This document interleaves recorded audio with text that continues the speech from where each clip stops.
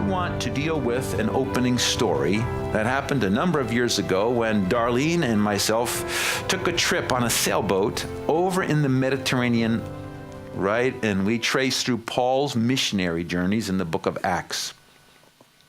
There was about 30 of us on this sailboat with great big sails, and they flew in a physician for the week in case one of us got sick. We came mostly from America, but this physician flew over from Australia. And she was looking for a very different experience. And when she found out there's a bunch of Christian leaders on the ship, she was not too happy. And she was looking for kind of a wild party during the trip. And we had a party, but it wasn't wild. So the first night, we sat down, and there were long tables on the dining room. And I introduced myself, and she found out that I'm the leader of the group, and she was anything but a Christian. She wanted to fight on the first night. So Darlene and I sat right here on this table, like right here, and there were other people on the other side of the table, and she came right over and sat right next to me. And she had an edge on her. And there was an older couple right there. I noticed that they immediately enjoyed her. And she began to control the conversation, which was fine. She started asking really tough questions about Christianity, hard ones. And everybody around the table kept looking at me like, it's your turn to answer that one. And I didn't want to answer it. I wanted to see what the group did. So I kept eating. And finally, one person answered that question, and then another person got a hard question, and that person answered it. And then she got more frustrated, and she asked another hard question to the older couple opposite from her. And they, with love in their heart, answered the question. And she was getting more and more frustrated. She wasn't eating. I was eating. And I was the only one on the table eating at that moment. And finally, out of frustration, she turns to me and, well, you're the leader here. What do you think about all this? And I said, well, I think you're asking very good questions, which surprised her. But I've been listening to the answers, and they've answered every one of your questions. And it's not satisfying you, is it? What do you mean? I said, well, do you want the truth? Yes. All right. You can't believe. You're telling me I can't believe? No, you can't believe in Jesus Christ today. I can't believe in Jesus right now? No, you can't. What do you mean by that? Well, go ahead and believe. And she says, no, I can't. I don't want to. I know. And I kept eating. What do you mean, you know, I can't believe? I know you can't believe. And if you ever want to talk about why you can't believe, I'm here all week. And kept eating. So the conversation changed, and I noticed the couple across from her, the older couple, were kind of praying a little bit for her without her knowing it. You know, they didn't say, dear God, bless this woman on the other side of the table. Well, the next morning we got up for breakfast, and our room was downstairs, and we walked up the back, and we were to go along the back of the boat up the stairs to breakfast. And when we came out the door, guess who was sitting there on the side waiting for me? Was our doctor. And she had an edge on her. And I said, how are you? I've been waiting for you. And I said, oh. And I kind of nodded at Darlene, because oftentimes this will happen in meetings where you just kind of miss meals for people. So she went up, and I sat next to her, and I said, what's the matter? I couldn't sleep much last night. Why not? Because you said I couldn't believe, and I couldn't. And I want to know why. I said, you do? You really want to know why? Yeah, I do. All right.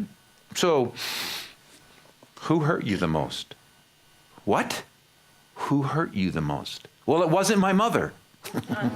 It wasn't your mother. No, it wasn't my mother. I love my mother. I see. What did she do that hurt you? No. I understand why she did it. I didn't ask that question. What did she do? No, she didn't do anything. I love my mother. My mother loves me. And I said, stop defending your mother. I'm not attacking your mother. I'm asking what she did that hurt you. Well, what does it have to do with me not being able to believe? Believe it or not, it has everything to do with it. It does? Yes. So tell me one thing that your mother did. Well, she was an alcoholic. And when she drank too much, she would beat me. But I knew why she was doing it. It wasn't because she didn't love me, but she just lost her head. Okay. So she beat you.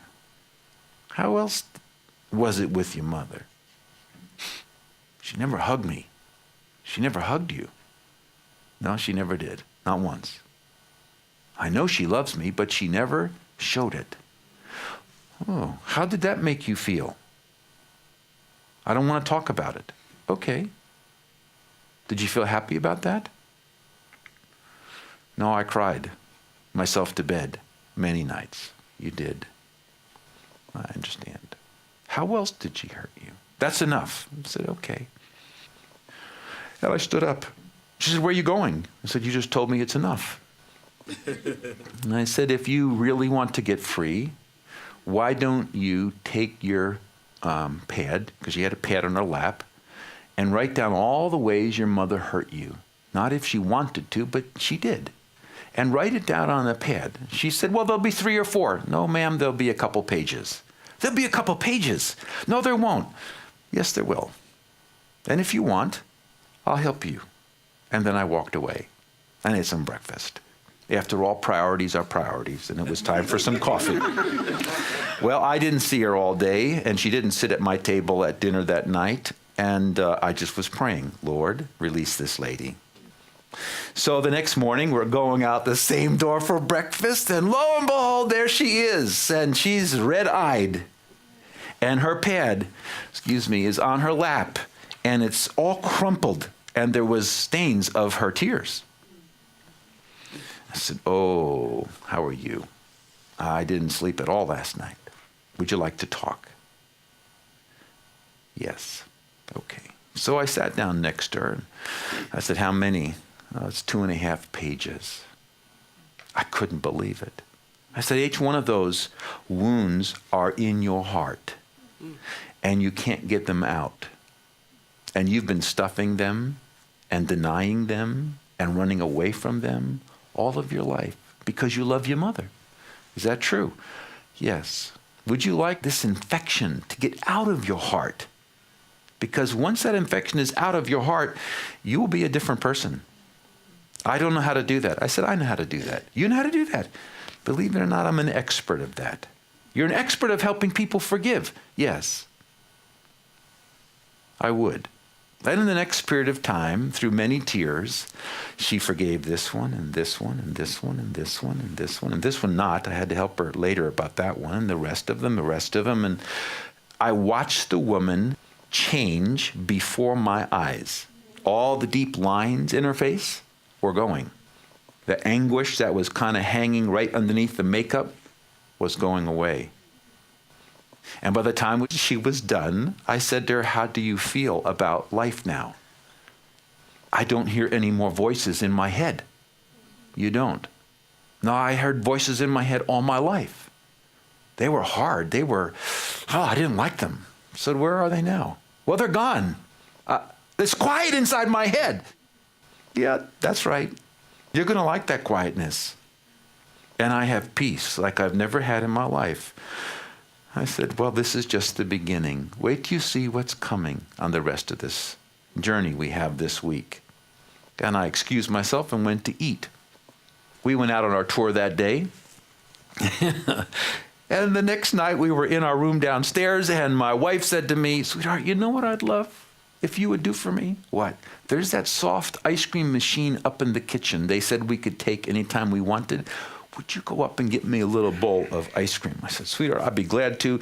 I may come back with 2 of those bowls. So I went up, was at the machine, when I heard somebody coming up the stairs back here. And I turned around, and lo and behold, it was the doctor. Much different, radiant person. And she came up, and I said, oh, how are you? And she said, oh, I've never lived like this. Then out of these stairs came that old couple.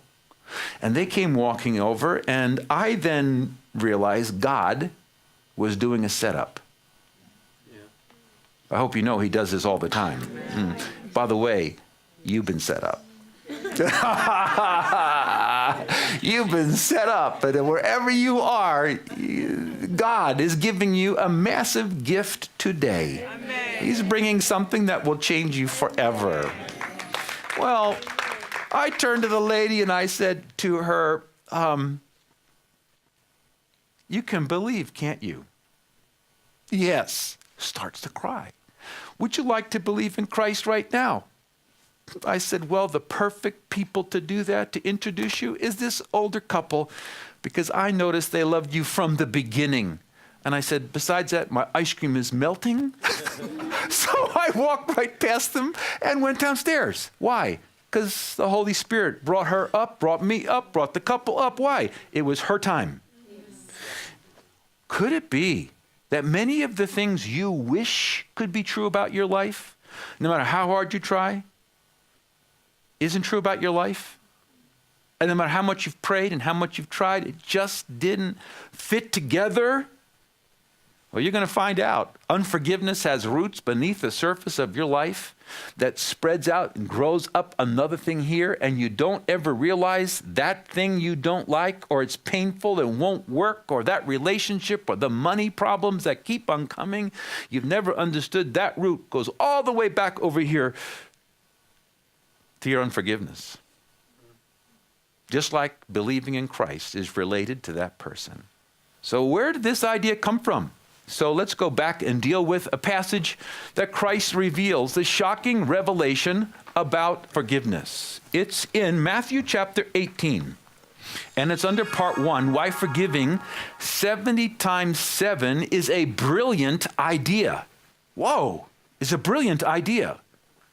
Well, here's what took place. In verse number 21 of Matthew 18, Peter came to Jesus and said, Lord, how often shall my brother, another human being, not his literal brother, sin against me, and I forgive him?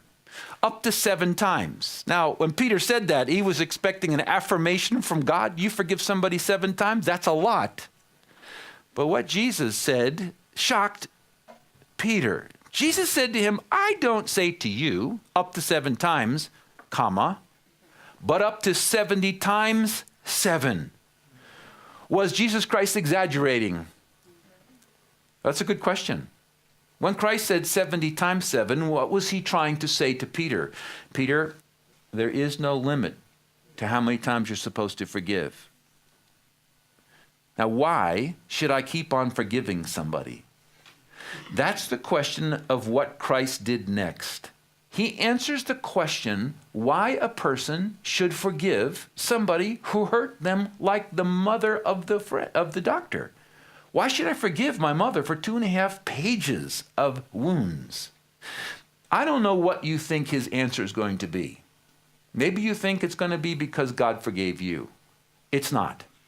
Jesus Christ gave the shocking answer why a person who understands this will forgive everyone from now on, once they understand it. So what Christ did is what he frequently loved to do. He made up a story called a parable. This wasn't a real story. It was a fictional story. And he put in that story the answer to why a person should forgive 70 times 7 and put it in the middle of the story, and it carried it along. And the zinger, the part that is the point of the story, doesn't happen till the end of the story. But let's take a look at it. So in verse 22, I don't say to you 7 times, but up to 70 times 7. Therefore, okay, now he's going to tell them a story that answers the question, why should I forgive 70 times 7? Therefore, the kingdom of heaven, how heaven works with earth.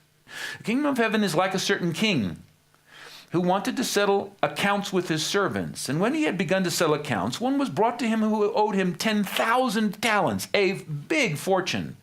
But as he was not able to pay the king, his master commanded that he be sold to pay off the debt, and his wife be sold to pay off the debt, and the children to pay off the debt, and all that he had, that payment may be made. Whoa, the servant is traumatized. He doesn't argue that he owes it. The servant therefore fell down before him, saying, Master, have patience with me, and I will pay you all. The truth of it is, he couldn't pay it all. Yeah. The amount of money that there is impossible to pay off. The master of that servant was moved with compassion. Whoa. Why? Because he fell down on his knees and was begging. And he responded with compassion. You see somebody begging right in front of you on their knees? I did this once. Not for something that I had done to the man, but in which another man had done to that man, and he wouldn't forgive. And this was a big thing, and God was going to judge him severely for not forgiving him. I, with 5 other men, spent the day with this man at his request. And at the end, I was so fearful because he wasn't going to forgive and was going to sue the man, that I got on my knees in front of him in my office. I literally got out of my chair. I got on my knees. I grabbed his knees and I said, Bobby, I beg you to forgive that man. And I was so moved, I was weeping. I said, let me be the man and let me apologize to you for him. Please forgive him. When that happened, that broke my friend Bobby's heart, and he forgave. When a person humbles themselves like that, it can powerfully impact you. Have compassion.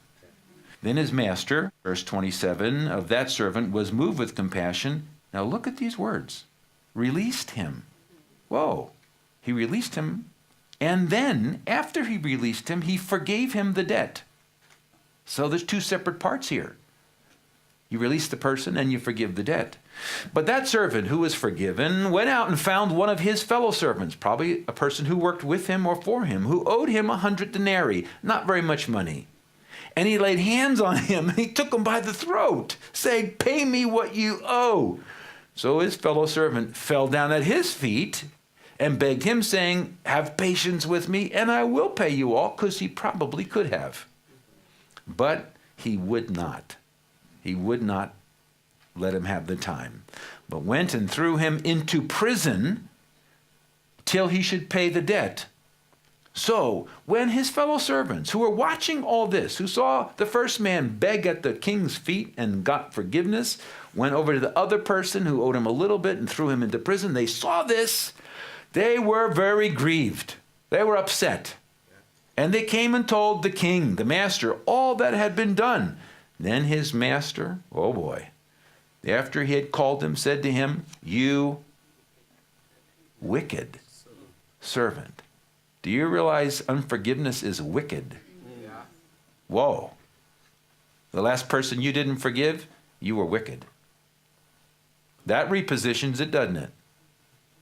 I forgave you all that debt because you begged me. Should you, now look at this, should you not also have had compassion on your fellow servant, just as I had pity on you? Now here's the question. What's the king going to do now?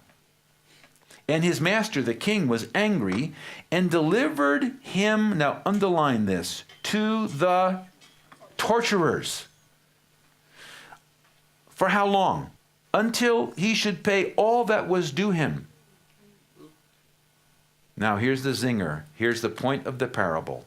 This is the shocking part. Jesus now pulls back the veil between heaven and earth and lets all of us find out what the kingdom of heaven does to somebody on the kingdom of earth when they will not forgive. Yeah. And it's not good news. So, said Jesus, just like the king threw him to the torturers until he pay all that was due him, so my heavenly Father will do to you. What's that? Throw you to be tortured.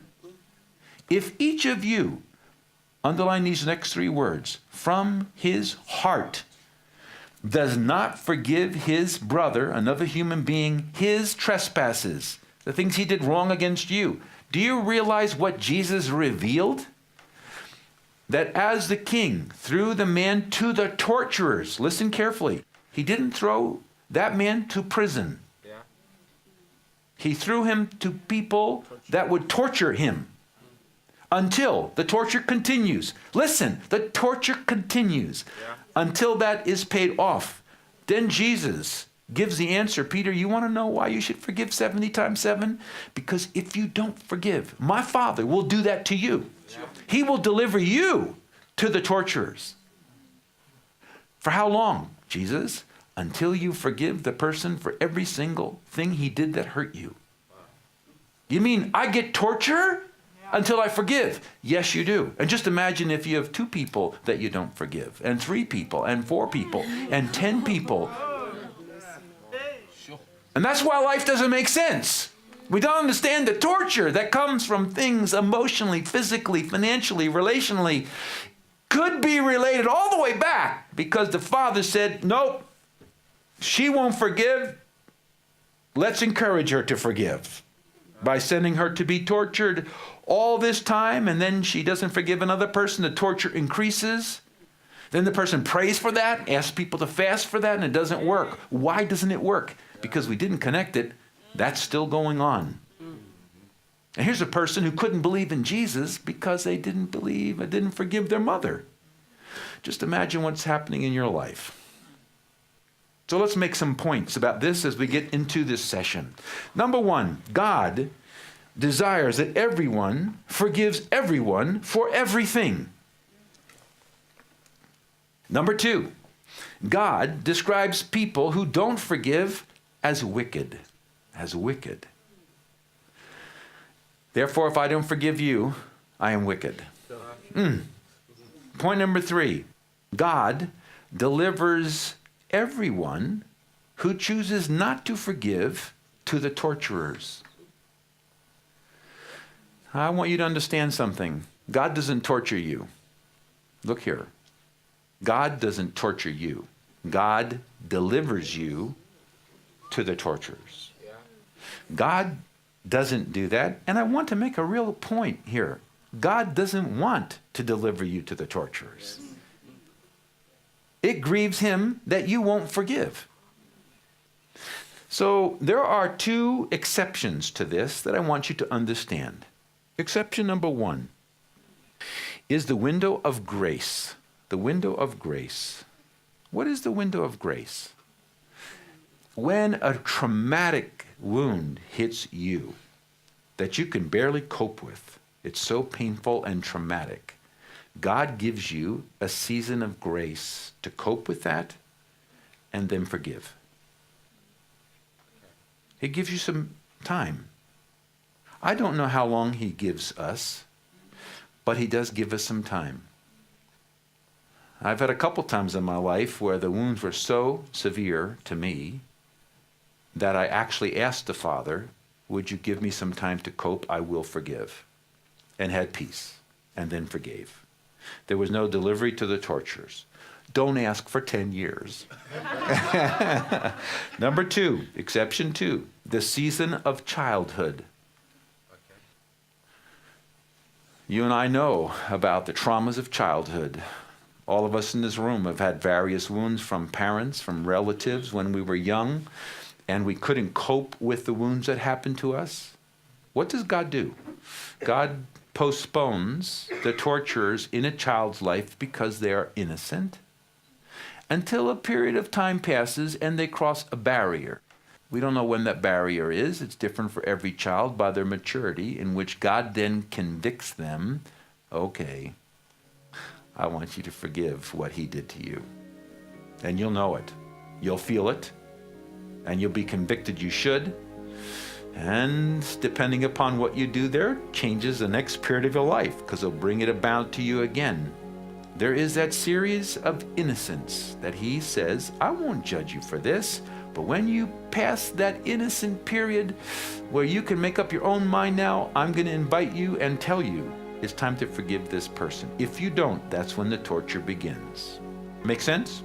Number 4, God is not abusive. That's my big fear of session 1, that you will misunderstand the heart of God. God does not want you to be delivered to the torturers. But he has little tolerance for the sin of unforgiveness. Little tolerance for it.